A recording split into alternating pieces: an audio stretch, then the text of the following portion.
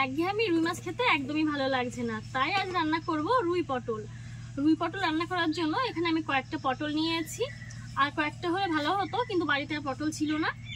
তো রুই পটল রান্না করার জন্য পটলগুলোকে প্রথমে ছাড়িয়ে নেব। ওপরের যে পাতলা সবুজ অংশটা আছে বটি দিয়ে ছাড়িয়ে নিচ্ছি, আমি কিন্তু ছুলে নিচ্ছি না, এরকমভাবে ছাড়াচ্ছি।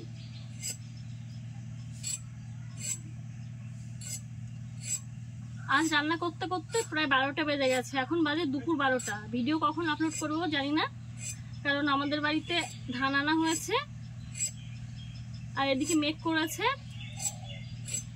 একজনকে দিয়ে ধান ওড়ানো হচ্ছে আর আমরা সবাই মিলে বস্তায় বললাম। খুব কষ্ট হয়ে গেছে আজকে।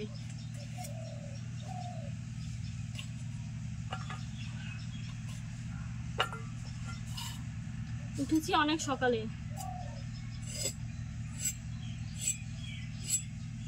4:30টার সময় ওঠা হয়েছে।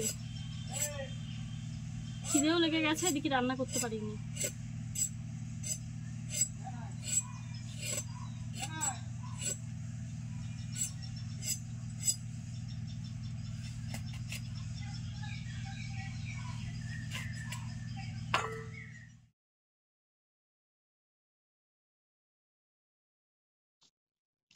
আলু পটল বেশ কয়েকবার ধুয়ে নেব। আলু পটল ধুয়ে রাখা আছে, এই মাছগুলো এখন হলুদ লবণ দিয়ে মেখে নেব।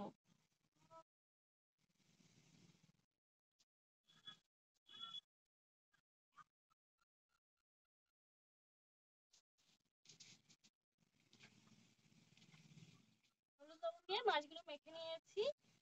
কড়াই গরম হয়ে গেছে, সরিষার তেল দিয়ে দিচ্ছি।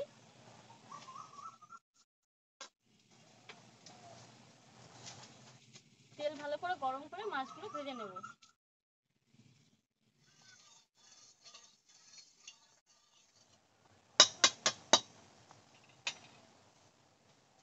তেল ভালো করে গরম হয়ে গেছে, হলুদ লবণ মেখে রাখা মাছগুলো ভেজে নিচ্ছি।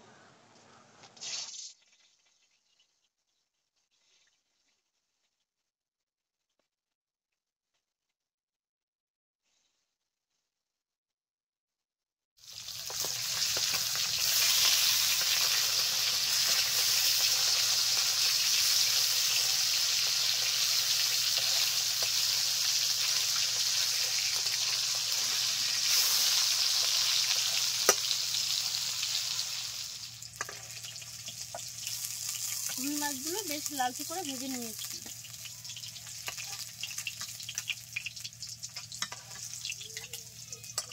আজকে রুই মাছ রান্না করার কোনো রকম ইচ্ছেই ছিল না, মায়ের শরীরটা খারাপ। আজকে ভেবেছিলাম তোমাদের জন্য দারুণ একটা রেসিপি করব, তার জন্য রুই মাছটা বাড়িতে আনা হয়েছিল, তো ভাবলাম এটা দিয়ে একটা রেসিপি করি। তো রুই মাছটা রান্না হলো। মায়ের শরীর খারাপ বলে আমাকে রান্না করতে হচ্ছে ঘরের রান্না। আর আমি যে ভিডিও বানাই প্রত্যেকদিন, আমি কিন্তু আলাদা করে রান্না করি, মাও কিন্তু ঘরে করে। অনেকে বলে মাকে যে তোমার মেয়ে তো ভিডিও করে, তোমার তো রান্না করা লাগে না, এটা করলে কি হয়? আমি তো একটা করে ভিডিও বানাই, তো সব দিন তো সেরকমভাবে হয় না।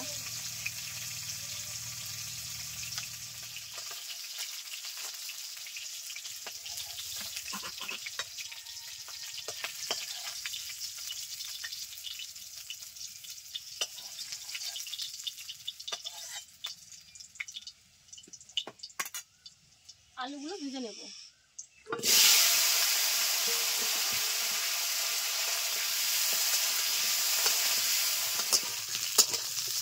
আলু প্রায় ভাজা হয়ে এসেছে, দিয়ে দিচ্ছি পটল।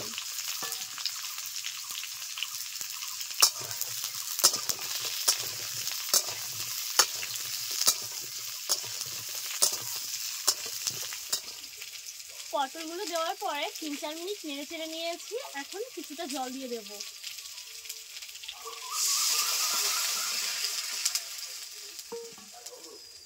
দিয়ে দেবো লবণ।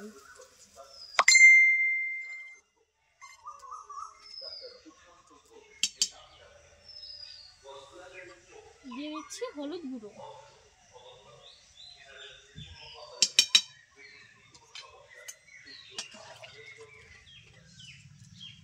ঝোল টকবক করে ফুটতে শুরু করে দিয়েছে। 5 মিনিট মতো ঝোলটা ফুটিয়ে নেব। টকবক করে ঝোল ফুটছে, ভেজে রাখা রুই মাছগুলো এখন ঝোলটা দিয়ে দেবো।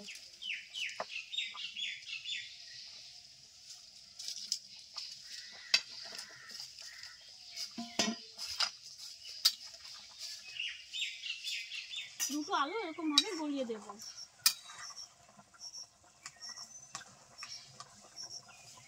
এত নরম না, ভাঙলে একদম গলে যাচ্ছে।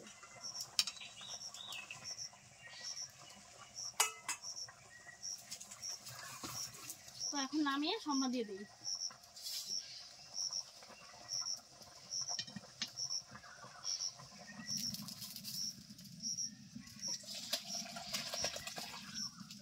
আরো একবার কড়াইতে সরিষার তেল দিয়ে দিলাম।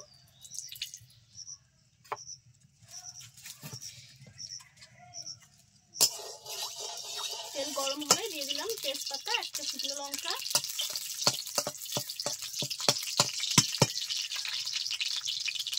হাফ চামচ গোটা সাদা জিরে,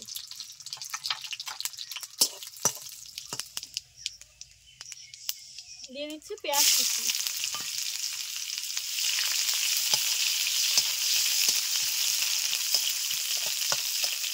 একটা বাটিতে কিছুটা জল নিয়েছি, দিয়ে দিচ্ছি জিরে, ধনিয়া, শুকনো লঙ্কার গুঁড়ো। সবকিছুই মোটামুটি 1 চামচ করেই আছে।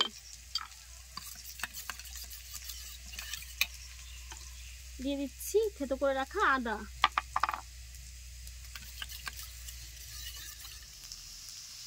পেঁয়াজ ভাজা হয়ে গেছে, পেঁয়াজের উপরে দিয়ে দিচ্ছি।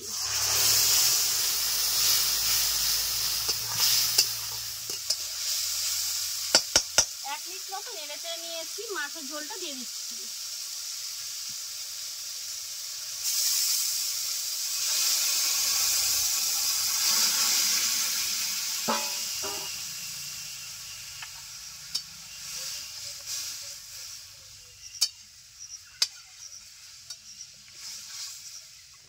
ঢাকা দিয়ে 5 মিনিট মতো জাল করে নামিয়ে নেব।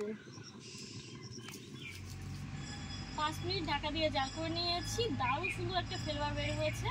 আমার তো বেশ ভালোই লাগছে, গরম গরম ভাতের সঙ্গে দারুণ লাগবে খেতে। তো এই যে দেখো রান্নাটা পুরোপুরি হয়ে গেছে। তো চলো এখন নামিয়ে নিচ্ছি।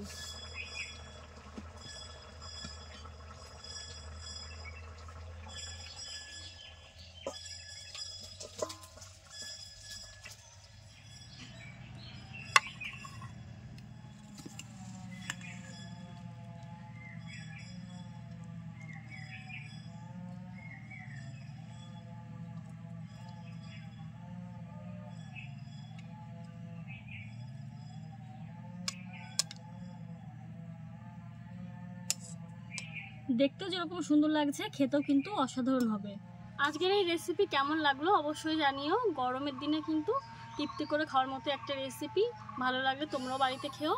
তো আজকের মতো আর কথা বলতে পারছি না, খুবই ক্লান্ত হয়ে গেছি গরমে, দেখে বুঝতে পারছো প্রচণ্ড ঘেমে চুমে গেছি।